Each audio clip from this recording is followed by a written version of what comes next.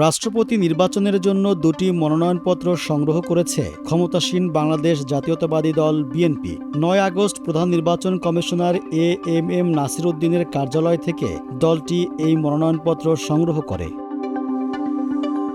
নির্বাচন কমিশন সূত্র বলছে, জাতীয় সংসদের চিফ হুইপ নুরুল ইসলাম মনি একটি মনোনয়নপত্র সংগ্রহ করেন। আরেকটি মনোনয়নপত্র সংগ্রহ করেন বিএনপির জ্যেষ্ঠ যুগ্ম মহাসচিব রুহুল কবির রিজভী। তবে তাঁরা কার জন্য মনোনয়নপত্র সংগ্রহ করেছেন তা নিশ্চিত হওয়া যায়নি।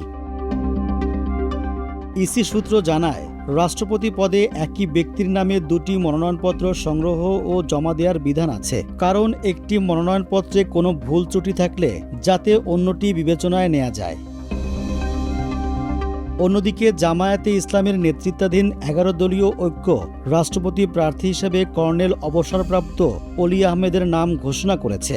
৯ আগস্ট মিন্টো রোডে বিরোধী দলীয় নেতার বাসভবনে ১১ দলের বৈঠকে তার নাম চূড়ান্ত করা হয়। রাষ্ট্রপতি নির্বাচনে প্রার্থী হবেন আমাদের ১১ দলেরই শরিক দল এলডিপি সম্মানিত চেয়ারম্যান এবং বাংলাদেশের একজন অভিজ্ঞ রাজনীতিবিদ এবং রণাঙ্গনের মুক্তিযোদ্ধা ছিলেন। বিভিন্ন সময়ে মন্ত্রণালয়ের দায়িত্ব পালন করেছেন।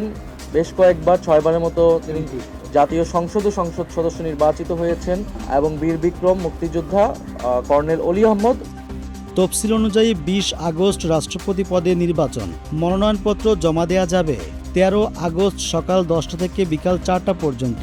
মনোনয়নপত্র বাছাই হবে ১৬ আগস্ট। প্রার্থিতা প্রত্যাহারের শেষ তারিখ ১৮ আগস্ট।